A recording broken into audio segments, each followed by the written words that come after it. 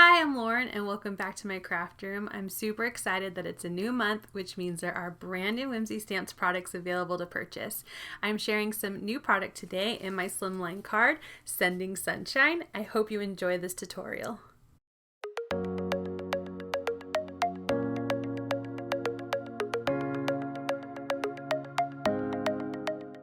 Here are the two new products I'm using, the Sending Sunshine 4x6 clear stamp set and a sheet of the Buttercup Slimline paper pack. I'm going to be using a Kraft cardstock base, that sheet, as well as my Slimline Waves die cut out of some yellow cardstock.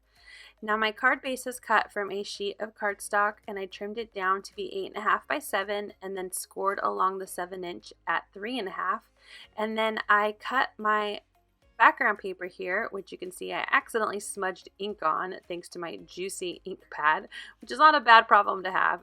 I quickly went and washed my hands and came back.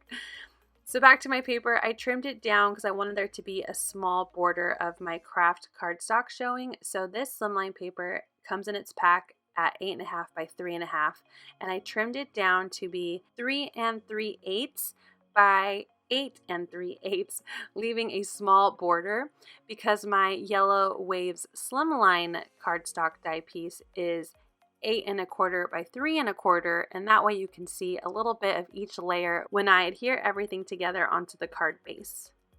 So while I've been talking, I distressed the edge of my background paper with my Faded Jeans Distress Oxide, and now I'm bringing in some of my Prima metallic watercolor and just splattering on some of that yellow and orange gold metallic paint. I have my stamps already set up in my MISTI, and I'm just using some alcohol marker friendly paper, and I'm going to ink it up with my Ink on 3 Blackout ink. I'm going to stamp twice. These are brand new stamps and I just want to make sure that there is a nice clean image, and while I'm here I went ahead and stamped my images twice so I can have them for another card.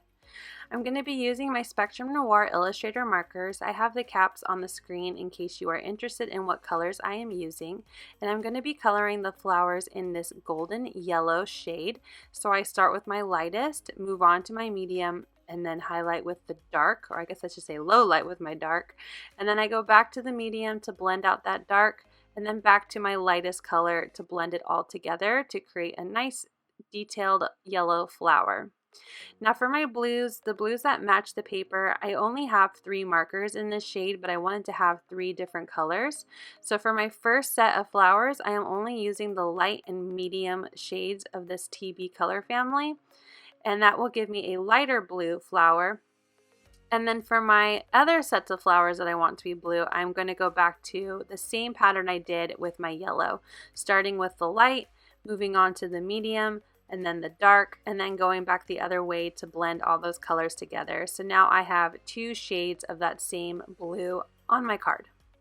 Once I'm done coloring all of my flowers, I'm going to move on to these cute little bunnies. I wanted to keep the bunnies white, so I am just using some pinks to add in some details on the nose and the ears. I used a light gray just to add a little bit of color to the bunnies to give them some shadow, and then I brought in a peach color to color in their cheeks.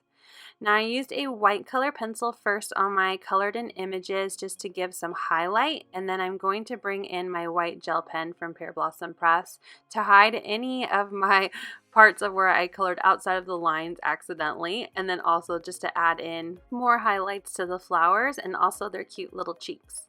Now this set does come with a die. I unfortunately don't have it, but I use my scan and cut to cut them out. But if you don't like fussy cutting or have a scan and cut, there is a die set option available, and I linked it down below in my supplies. Now it's time to start assembling my card. You can see my 3 layers here on my card base. We have the Kraft, and then the pattern paper, and then my yellow waves. And I'm just trying to figure out the best way the waves should sit so my critters can sit inside. And I also want to make sure I have my pattern paper in a way that I can cover that little ink splotch with some of my other flower details. So I am just messing around with my layout until I'm happy and I like what I can do to cover up that little mistake. Now, surprisingly, I did remember that I need to stamp my sentiment and make sure I have enough room for my sentiment.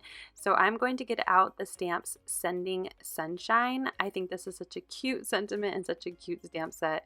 And I want to see which quick strip I'm going to place it in. And I choose this banner and I see that it will go perfectly on my card and I don't need to worry about adding my sentiment at this time. So I'm going to lift off that yellow cardstock and my bunnies and make sure that the edge of my stamp is covered by the wave detail. And then I'm going to add some wet glue just to the bottom of that stamped image and adhere it behind the wave detail on this die. Just making sure that my flowers and my bunny poke out so it looks like he's coming out from behind that stitched wave line. And once I have a good adhesion on that, I'm going to do the same thing to the top bunny. Just putting a little bit of wet glue on the bottom of the image and then tucking it behind my wave detail. I really love how these bunnies sit perfectly behind these waves, and I think they're going to be so cute in so many other dies. Now, to make sure that my bunnies are secure, I'm going to add glue to the parts where they overlap other parts of this waves die cut. And then I'm going to work on adhering the whole thing down to my card base.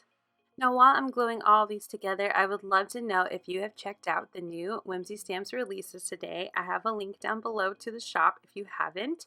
And if you have, or if you're going to jump over after, I would love to know in the comments what is your favorite new product from today's release. I think this stamp set and paper pack are probably my favorite. I also really like the new envelope builder die, so I'd love to know in the comments what your favorite new product is.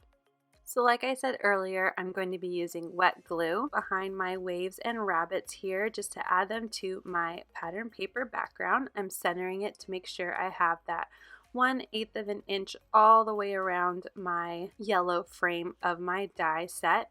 I'm just going to press down, making sure everything is nice and secure. And because everything is flat on this part of my card, and I love having dimension, I am also going to bring out my wide foam tape, and I am going to adhere this behind my pattern paper to pop it up onto my card base. Now this is a 2-inch wide foam adhesive roll from scrapbook.com, and it's probably one of my favorite purchases. I use it all of the time. I'm going to peel up that release paper and adhere it to my Kraft card base. Now to add my final flower details, I'm going to be using some scraps of that foam adhesive, and I'm going to place it behind my flowers and pop them up onto my card. So I'm using that small blue one to cover that little smudge on the bottom, and then I'm going to add in the yellow flower as well on the bottom to add a little bit more yellow to this bunny. And then that blue flower will be placed just below where I'm going to put my sentiment strip. So I grab that die just to make sure I have plenty of room and adhere that flower down. I'm going to cut that banner out of some white cardstock, and I'm going to get my sentiment ready onto a clear block, and I'm going to stamp the sentiment with my VersaFine ink. This is a new stamp, like I said earlier, and I want to make sure I have a nice clean impression onto my paper of ink. So this VersaFine is such a great ink without having to worry about having to stamp twice. So I'm going to center it onto that banner, stamp it down, and there is my sentiment. I wanted my sentiment strip to match the same height as my flower, so I am going to pop up my sentiment strip as well. So using some thin pieces of that same foam tape to make sure they are the same dimension, I went ahead and applied that to the back of my banner. I peeled up the release paper and I am adhering it down to that open spot on my Slimline. And of course we need a little bit more shiny detail, so I'm bringing out some of my sparkle blends. This is actually a Wonderland themed sparkle blend, but it was the best combination of yellows and blues that match this paper. So I'm just going to go through my sparkle blends here and pick out some blues and yellows and adhere them down in various spots around my card. Here is the final card. I hope you love the new products as much as I do. You can find links to shop down below. Please hit like if you enjoyed this tutorial, and if you're new, I hope you hit that subscribe. Thanks again for watching and have a wonderful day.